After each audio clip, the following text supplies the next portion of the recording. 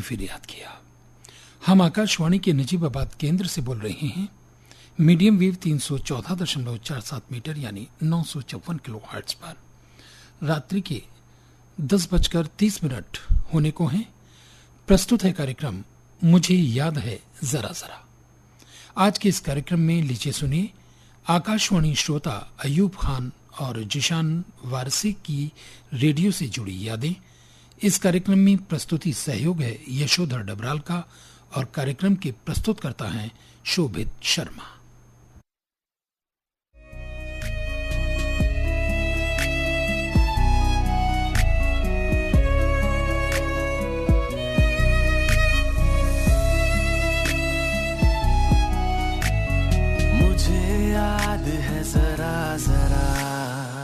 मुझे याद है जरा जरा। कार्यक्रम को सुनने वाले सभी श्रोताओं का स्वागत है। मैं हूं यशोधर डबराल। नमस्कार श्रोताओं, आप जानते हैं इस कार्यक्रम में हमारे मेहमान वे लोग होते हैं जिनका रेडियो से एक अथाह प्रेम होता है, रेडियो से जुड़ी हुई जिनके पास बहुत सी यादें होती हैं और उन्हीं यादों को हम अपने श्रोताओं तक पहुंचाते हैं उनके श्रीमुख से। तो आज के हमारे इस कार्यक्रम में हमारे एक नहीं बल्कि दो मेहमान हैं। एक हैं अयूब खान साहब और दूसरे मेहमान हैं जिशान वारसी साहब। स्वागत है आप दोनों श्रोताओं का हमारे इस कार्यक्रम में। जी बहुत शुक्रिया सर। सबसे पहले हम जाएंगे अयूब खान साहब के पास में, क्योंकि आप एक लंबे समय से हमारे श्रोता रहे हैं, आकाशवाणी के कार्यक्रमों से जुड़े रहे हैं जी। आपका लगाव रेडियो से कौन से सन में पैदा हुआ कि आप फिर एक रेडियो के अच्छे लिसनर्स में से गिने गए? जी, दीवाने हो गए रेडियो के। जी जी जी। सर ऐसा है, मैं छोटा था उस समय, एक रेडियो मैकेनिक की दुकान थी, वहाँ रेडियो सही होते थे, तो वहाँ से रेडियो बज रहा था और लैला मजनू फिल्म की कहानी उस पर चल रही थी। तो मैंने पूछा ये कैसे आ रही कहानी, क्या चीज़ है? बोली ये रेडियो है और ये आकाशवाणी नजीबाबाद का आज पहला प्रसारण हुआ है। उस समय मुझे रेडियो की तरफ रुझान हुआ, तो मैंने अपने पापा से कहा कि मुझे रेडियो ला के दो। तो उन्होंने एक रेडियो लेके आए, बिजली से चलता था वो, और बालों का सेट कहलाता था कि बिजली का पहले लगाने के बाद हमें 15 मिनट इंतजार करना पड़ता था कि वो गर्म होए, तब रेडियो स्टार्टिंग होता था। तो मैंने उसमें आकाशवाणी नजीबाबाद को सुना और आकाशवाणी रामपुर केंद्र को सुना। तो आकाशवाणी नजीबाबाद की जहाँ तक स्थापना की बात है तो वो तो 1978 में स्थापना हुई थी, तो इसका मतलब आप तब से और अब तक? जी हाँ, मैं जब स्टार्टिंग ही मेरी जब से हुई है, उसके बाद में यहाँ से फरमाइशी प्रोग्राम हुआ करता था। प्रेम कुमार साधारण जी करते थे, रजनीश गुप्ता जी, जय अंदर जी प्रोग्राम को करती थी, तो मुझे फरमाइशी प्रोग्राम से लगा हुआ। तो मैंने इसमें अपने एक दोस्त से कहा कि खत लिखियो भाई, हमें फरमाइश डालनी है। तो उन्होंने हमारा खत लिखा और हमने वो डाकखाने में रवाना किया। 15 पैसे का पोस्ट कार्ड आता था उस समय, और इत्तेफाक ये दीजिए कि 3-4 दिन के अंदर मेरा लेटर नजीबाबाद आया और प्रेम कुमार साधारण जी ने उसको पढ़ा। तो एक बात बताइए अयूब खान साहब कि आपको पत्र दूसरे से लिखवाने की जरूरत क्या पड़ी? हाँ, ऐसा था, प्रेम जो किसी से हुआ नहीं था, रेडियो से ही हुआ जी। पहले नंबर पे प्रेम पत्र। हाँ, वो प्रेम पत्र ही था। मेरे एक दोस्त हैं शमशाद अहमद, एडवोकेट वकील हैं इस समय। जब उन्होंने हमारे पहले लेटर लिखा तो मैं उनके पास गड्डी 100 पोस्ट कार्डों के लेके पहुंच गया, सारे लिख दो, मैं थोड़े थोड़े डालता रहूंगा। तो बोले भाई ये कब तक लिखवाओगे हमसे, आप कुछ पढ़ो। तो हमसे तो अपना नाम लिखना भी नहीं आता था। दूसरे दिन को हमसे मना कर दिया, भाई मेरा पार्ट टाइम नहीं है खत लिखने का। अब हमें खत लिखने की परेशानी हो गई।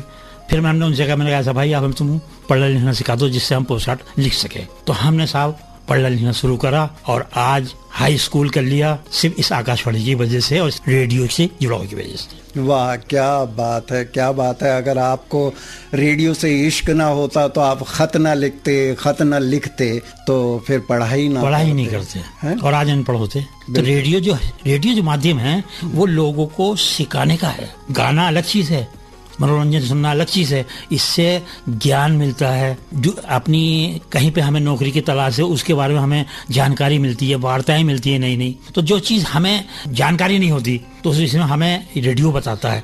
अब किसी होटल में हमें किस ढंग से बैठना है, किस अंदाज से बैठना है, ये भी जो वार्ताएं आकाशवाणी से प्रसारित होती हैं उसको सुनकर जानकारी मिलती है। खाना पकाने पर आ जाइए, महिलाओं से खाना पकाना नहीं आता तो आकाशवाणी महिला जगत कार्यक्रम प्रोग्राम पेश कर रहा है, उससे हमारी बहनें और हमारी माताएं नए नए खाने का तरीका इस्तेमाल कर लेते हैं। और मैं चाहूँगा आज रेडियो को दोबारा उभारा जाए और रेडियो कंपनी रेडियो बनाए यूं कि रेडियो से हमारे प्रधानमंत्री जी की मन की बात आती है। क्या बात। यूं कि इसको रेडियो पे ही सुना जाता, मोबाइल पे मुझे नहीं आता। जब हम रेडियो का बैंड घुमाएंगे और हम ढूंढेंगे कि हमारा केंद्र कौन सा है, आकाशवाणी नजीबाबाद, तो हम ऊपर से जैसे हमारा केंद्र लगेगा तो हमारी अजीब खुशी होती है उसमें। ये भावनाएं जुड़ी हुई होती हैं। जीशान वारसी साहब, अब आपकी तरफ आते हैं। अयूब खान साहब ने तो अपना प्रेम बता दिया कि रेडियो का प्रेम उनका कहाँ से शुरू हुआ और आज कहाँ तक पहुँचा। आपका प्रेम क्या कहता है? सर मैं शुरुआत करूंगा चंद लाइनों के साथ। जी, स्वागत है। आपकी हमारी दोस्ती सुरों का साज है, आप जैसे दोस्तों पर हमें नाज है। अब चाहे कुछ भी हो जाए जिंदगी में, दोस्ती वैसी ही रहेगी जैसे आज है। क्या बात है, क्या बात है। मैं आकाशवाणी से सन 2007 से जुड़ा हूँ और मेरी जुड़ने की जो असल वजह है वो मेरे बड़े भाई अयूब खान साहब जो करूला मुरादाबाद से इस वक्त इस कार्यक्रम में मौजूद हैं। मैं इनके लेटर और नाम रेडियो पर सुनता था और मैं टेलरिंग का काम करता हूँ, तो मेरे शॉप पे एक रेडियो सेट था। तो जब लोगों की फरमाइशें आती थी तो मुझे भी लगा कि मैं रेडियो तो सुनता ही हूँ, मैं भी अपनी फरमाइशें अगर रेडियो पर भेजूंगा तो कार्यक्रम सुनने का और भी ज़्यादा मज़ा आएगा, गाना सुनने में और ज़्यादा आनंद आएगा। तो फिर मैंने भी अपनी चिट्ठी मतलब आकाशवाणी केंद्रों को भेजना शुरू की और मेरे नाम शामिल होना शुरू हो गए। तो इसी तरह से मैं आकाशवाणी के और विभिन्न केंद्रों से भी जुड़ता रहा और आज भी मैं आकाशवाणी केंद्रों से बराबर जुड़ा हुआ हूँ। अच्छा, जिस दिन पहली बार आपकी चिट्ठी कार्यक्रम में शामिल हुई होगी आकाशवाणी के, उस दिन तो आप फूले नहीं समाये होंगे? देखिए सर, मैं आपको बताना चाहूँगा, आकाशवाणी बरेली से अनुरोध गीत कार्यक्रम आता था रात में 10 से 11 तक। तो जब मेरा फर्स्ट टाइम पत्र शामिल हुआ था तो मैं खुशी के मारे अपनी शॉप से बाहर निकलकर मैं डांस कर रहा था। हाँ। कि मेरा नाम शामिल हो गया, क्योंकि हम नाइट में काम करते हैं, टेलरिंग का काम, सीजन का वक्त था, तो पास में और भी टेलरों की दुकानें थी। तो उन लोगों ने पूछा भाई क्या हो गया भाई, ऐसा तुम बाहर उछल रहे हो? तो मैंने बताया आज मेरा आकाशवाणी से नाम शामिल हुआ है। क्या बात। तो मुझे बहुत बेहद खुशी हुई उस वक्त और मैं आज भी उस दौर को याद करता हूँ, तो मुझे बहुत अच्छा लगता है। अच्छा, चिट्ठी शामिल होने के बाद में फिर कभी कोई ऐसा मौका मिला आपको कि आप किसी आकाशवाणी केंद्र में गए हों और फिर वहाँ के लोगों से रूबरू हुए हों? तो उसका तो अलग ही एक एहसास होता है। तो ऐसा एहसास कभी मौका मिला आपको? जी, मुझे मौका मिला। मेरी फर्स्ट टाइम जो रिकॉर्डिंग हुई थी वो युववाणी कार्यक्रम में हुई थी, आकाशवाणी बरेली। तो उस वक्त कार्यक्रम प्रमुख वहाँ हुआ करती थी आदरणीय मनदीप कौर मैम, और जब मेरी वहाँ रिकॉर्डिंग हुई और उसके बाद तो मुझे वहाँ के लोग जानने लगे और मैं भी वहाँ के लोगों को जानने लगा। फिर कार्यक्रम किसान वाणी की एक रिकॉर्डिंग करना थी गांव में, क्योंकि मेरे गांव में बहुत सारे किसान हैं। तो आकाशवाणी से मेरे पास फ़ोन आया, मुझसे कहा गया कि आप जो आपके गांव में पढ़े लिखे किसान हैं आप उनको बुला लीजिए, हम रिकॉर्डिंग करेंगे खेती से संबंधित। तो मैंने कुछ किसानों को इकट्ठा किया। तो मैंने आकाशवाणी बरेली के स्वागत के लिए, क्योंकि मैं कारचोबी का जरिए का भी काम करता हूँ, तो मैंने एक बैनर तैयार किया था कड़दाने मोती की मदद से। तो उस पर मैंने लिखा था आकाशवाणी बरेली के आगमन पर वारसी ग्रुप हार्दिक स्वागत करता है आकाशवाणी बरेली का। तो उस वक्त रिकॉर्डिंग करने के लिए कार्यक्रम अधिशासी MR यदुवंशी जी थे बरेली में। तो वो मेरे गांव आए, उन्होंने जब देखा वो बैनर और आकाशवाणी केंद्र बरेली जाकर मनदीप मैम को दिखाया तो उन्हें बहुत ज़्यादा पसंद आया वो। तो मैम ने मुझे वहाँ पर्सनली आकाशवाणी बरेली बुलाया। मैम ने मुझसे कहा कि आप कड़दाने मोती की मदद से ऐसा कुछ नया कर सकते हैं जो हमारे काम आ सके।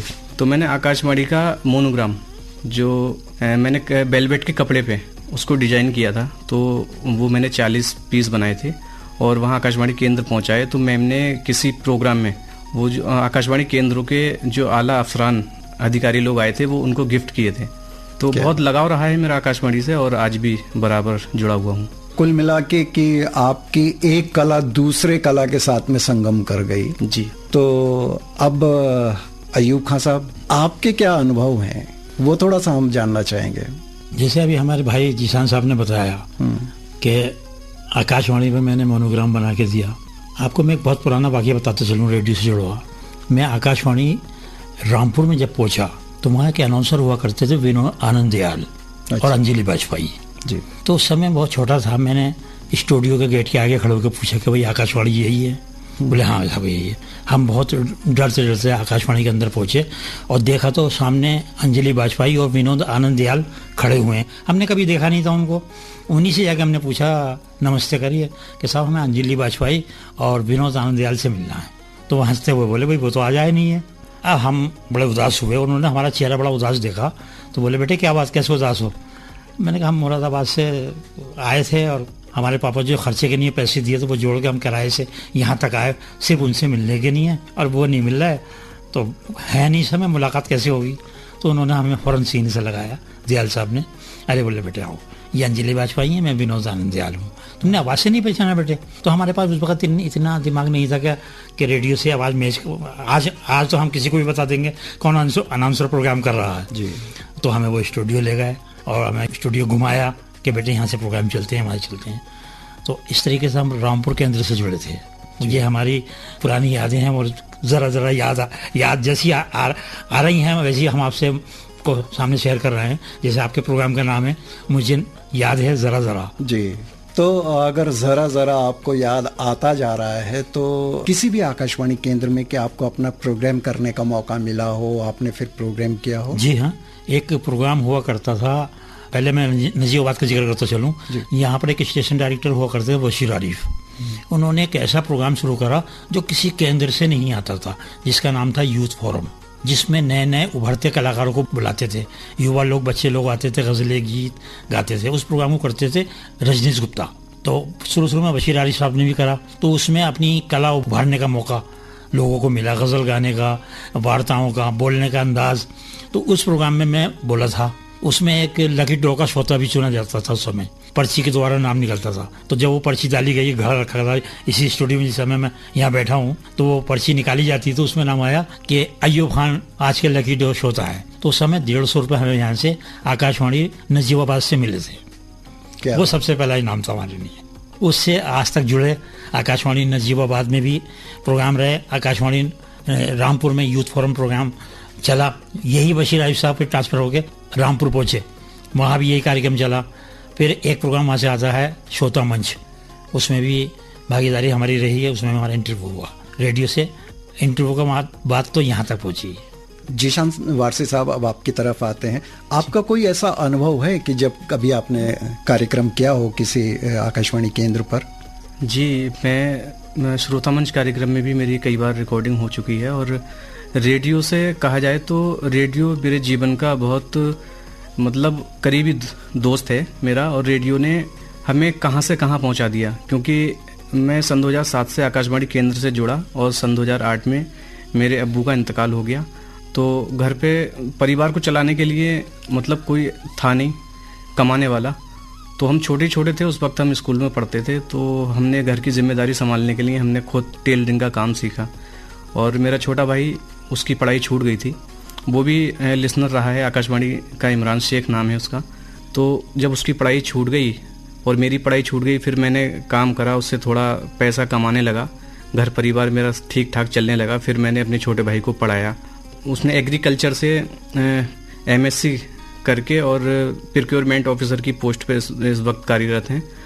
तो रेडियो ने इमरान, मेरा छोटा भाई, उसको बहुत ज़्यादा सपोर्ट किया है, क्योंकि एग्रीकल्चर से ही उसने पढ़ाई की है। और एग्रीकल्चर के प्रोग्राम कृषि जगत आकाशवाणी केंद्रों से बराबर प्रसारित होते हैं और अच्छी अच्छी जानकारियाँ मिलती हैं खेती से संबंधित। तो उससे वो आगे बढ़ता रहा और आज एक बहुत कामयाब इंसान बनकर उभरा है। तो मैं आकाशवाणी का बहुत शुक्रगुजार हूँ कि एक बुझते हुए दिए को रोशन किया है आकाशवाणी केंद्र ने। ये तो आकाशवाणी के प्रति आपका स्नेह है, सद्भावनाएं हैं कि आपने आज इस चीज को यहाँ पर महसूस किया। और वैसे भी जीशान साहब, आकाशवाणी का ये उद्देश्य रहा है कि हम सिर्फ मनोरंजन ही नहीं करते, हम ज्ञान भी देते हैं। और आपने तो बहुत अच्छा उदाहरण यहाँ पर बताया कि आपके भाई ने ऐसी परिस्थिति में, जब आप घर की जिम्मेदारी आप संभाल रहे थे, उस समय आपके भाई ने रेडियो से कृषि जगत कार्यक्रम सुन के जी, और कृषि में अपना कैरियर बनाया और आज अच्छे पद पर हैं। तो ये हमारे लिए, कम से कम आकाशवाणी के लिए, एक बड़े गर्व की बात है कि आकाशवाणी ने अपने श्रोताओं को एक मार्गदर्शन किया। आते हैं अय्यूब खान साहब की तरफ। खान साहब जी साहब, कभी कोई ऐसी बात हुई हो कि जब आपका रेडियो प्रेम रहा हो और आपको बड़ी दिक्कतें आई हो कि भाई मेरे प्रेम में कोई अड़ंगा डाल रहा है, मुझे सुनने नहीं दे रहा है जी, या मुझे रोका टोकी कर रहा है, ऐसा कभी हुआ? बहुत अच्छा सवाल किया आपने। ये दरअसल मुझे रेडियो का प्यार जो मिला वो मेरे वालिद के जरिए मिला। ये वालिद साहब ने मुझे पहले बालों का सेल 32 चलने वाला रेडियो ला के दिया, उसके बाद एक छोटा ट्रांजिस्टर सेलों से चलने वाला ला के दिया और रेडियो से जुड़ा। तो कहते थे भाई तुम्हारा शौक बहुत अच्छा है और मुझे बड़ा पसंद है। पर जो थोड़ा मेरे रेडियो को मुझसे अलग करना चाहा या ये चाहा कि आप इसी में रहते हैं, वो मेरी मिसेज है। सबसे पहले बस उनको यही रहता है कि अरे कहाँ आप क्या रेडियो लिए बैठे रहते हैं। और ये और आज भी माशाल्लाह मेरा दोनों बेटे जवान हो गए, बेटी जवान हो गई। और म्यूजिकल ब्रेक के बाद में आप सभी श्रोताओं का कार्यक्रम मुझे याद है जरा जरा में एक बार फिर से स्वागत है।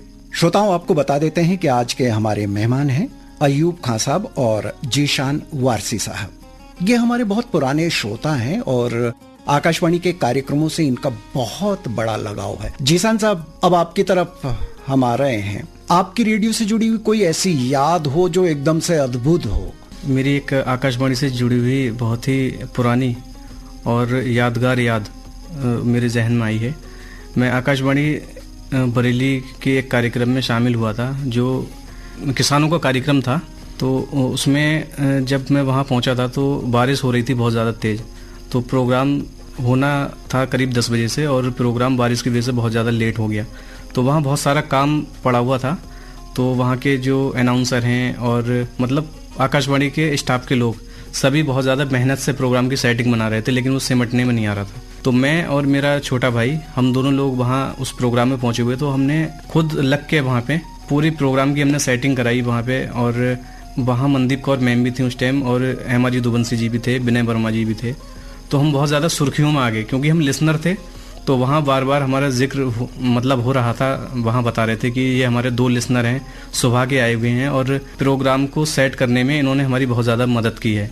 तो ये भी बहुत यादगार पल है मेरे लिए, क्योंकि जो वहाँ के आकाशवाणी के अधिकारी हैं और बार बार उस बात को एक अदना से लिसनर के लिए रिपीट करें, तो ये बहुत ज्यादा गर्व की बात है। आपका समर्पण इतना बड़ा था। आज के दौर में आदमी काम इसलिए करता है या तो उसके बदले उसको पैसा मिले या फिर उसकी जबरदस्ती की एक जिम्मेदारी हो, तो उसकी मजबूरी होती है। लेकिन आप एक श्रोता थे और आप देखा जाए तो फ्रेम में कहीं भी नहीं थे, लेकिन फिर भी आपने आकाशवाणी को अपना सहयोग दिया। तो ये तो आपका बहुत बड़ा बड़प्पन हम कहेंगे, आकाशवाणी के प्रति आपका एक प्रेम कहेंगे।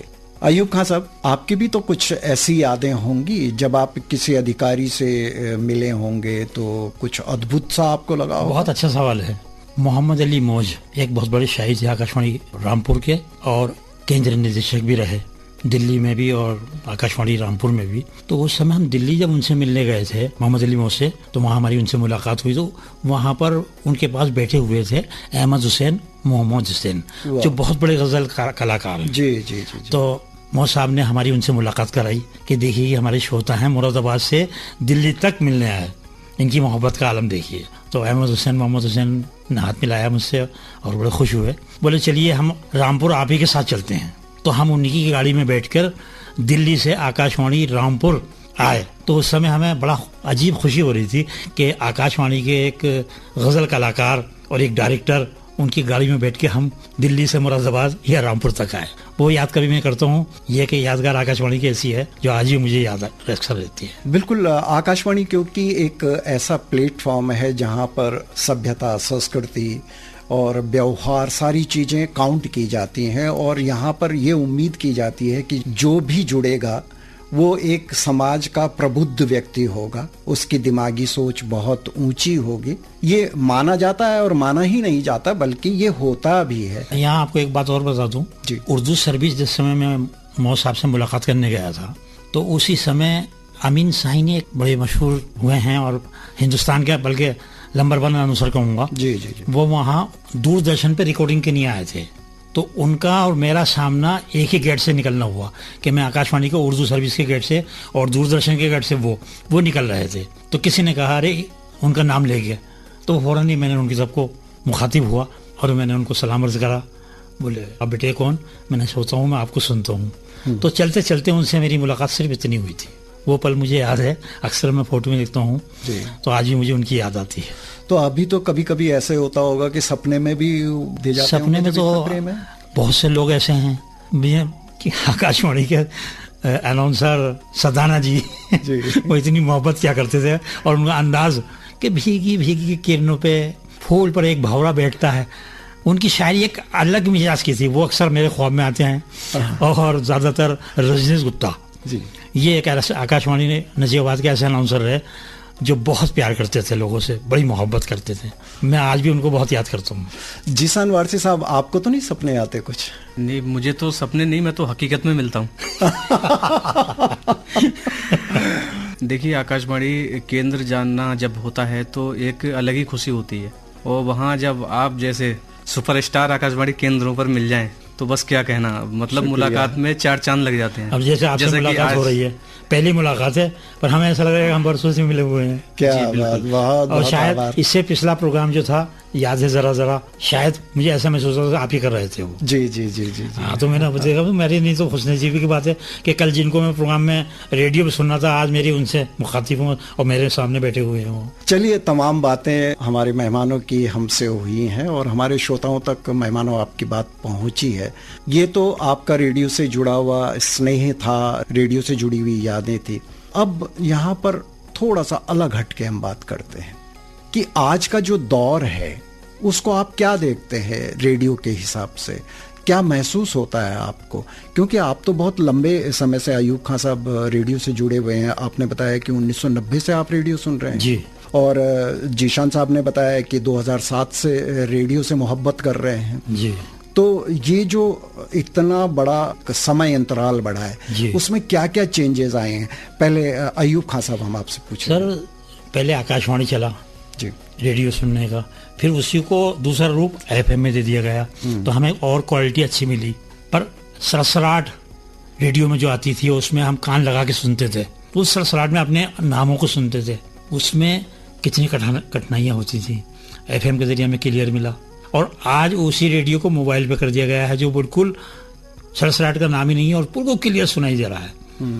पर मज़ा जो है साहब वो रेडियो का ही है। कैसे कहते हैं कि गैस पे रोटी बन रही है, मज़ा नहीं आ रहा है, वो चूल्हे की रोटी में कुछ मिल जाएगी रोल। वाह, क्या बात है। इसलिए रेडियो को दोबारा जिंदा होना चाहिए। जीशान साहब, आपका क्या कहना है? मैं बस यही कहना चाहूँगा कि आकाशवाणी केंद्र हमें बहुत कुछ देता है, तो हमारा भी फ़र्ज़ बनता है कि हम आकाशवाणी को बहुत चाव के साथ इससे लगाव करें और इसको सुनें।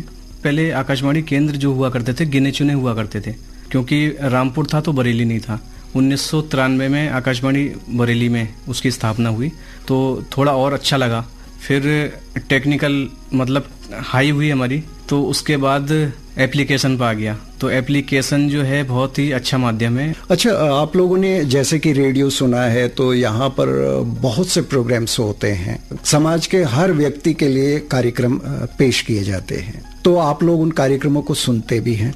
तो उन कार्यक्रमों से कभी आप लोगों को ऐसी प्रेरणा मिली कि जैसे कि मान लिया जाए आपने किसी कवि को सुना, किसी शायर को सुना, तो आपके हाथ भी उठ गए हों कि चलो हम भी 4 शब्द लिख लेते हैं? इसका जवाब तो जीशान साहब देंगे, ये थोड़ी शायरी कर लेते हैं। क्या बात है, स्वागत है। फिर अगर आप शायरी करते हैं तो फिर कर दीजिए पेश। एक बार मुझे मौका मिला था, आकाशवाणी बरेली के अनाउंसर रहे हैं डॉक्टर राहुल अवस्थी जी। आज वो बहुत बड़े कवि के रूप में उभर कर आए हैं और मैं उनसे जुड़ा रहा हूँ और आज भी मेरे कॉन्टेक्ट में रहते हैं सर। तो एक प्रोग्राम में सर मुखातिब थे, तो फिर मेरे मन में भी जागा कि मैं भी कुछ ना कुछ अपने अंदर का बाहर निकालूं, तो मैंने भी एक शायरी वहाँ सुनाई। हवेली झोपड़ी सबका मुकद्दर फूट जाएगा, हवेली झोपड़ी सबका मुकद्दर फूट जाएगा, अगर ये साथ हिंदू मुस्लिम का छूट जाएगा। दुआ कीजिए हमें कायम रहें प्यार के रिश्ते, दुआ कीजिए हमें कायम रहें प्यार के रिश्ते, ये रिश्ते टूट जाएंगे तो भारत टूट जाएगा, ये रिश्ते टूट जाएंगे तो भारत टूट जाएगा। एक शेर मुझे भी याद आ रहा है जी, स्वागत। जो खासतौर से आकाशवाणी के कर्मचारियों के लिए, अनाउंसरों के लिए है। या रब तेरे दरबार में फरियाद करता हूँ, आकाशवाणी के लोग सलामत रहें दुआ बार बार करता हूँ। तो शुक्रिया शुक्रिया, आपने इतनी बड़ी बात कही। और श्रोताओं, जैसे कि आप लोगों ने देखा कि आज हमारे कार्यक्रम में हमारे दो मेहमान थे, अयूब खान साहब और जीशान वारसी साहब। इन्होंने रेडियो से जुड़ी हुई अपनी यादों को आज इस कार्यक्रम में हम तक पहुंचाया, आप श्रोताओं तक पहुंचाया। आप दोनों हमारे इस कार्यक्रम में आए, आप दोनों का बहुत बहुत धन्यवाद। बहुत बहुत धन्यवाद सर, आपका भी। मुझे याद है जरा जरा। श्रोताओं, अभी आप सुन रहे थे ये कार्यक्रम। इन यादों के साथ ही हमारा आज का ये अंक यहीं पर संपन्न होता है। अगले हफ्ते बुधवार को रात्रि ठीक 10:30 बजे अगले अंक के साथ में फिर आपसे मिलते हैं। फिलहाल इस कार्यक्रम के प्रस्तुतकर्ता शोभित शर्मा के साथ मुझे यानी यशोधर डबराल को आज्ञा दीजिए। नमस्कार।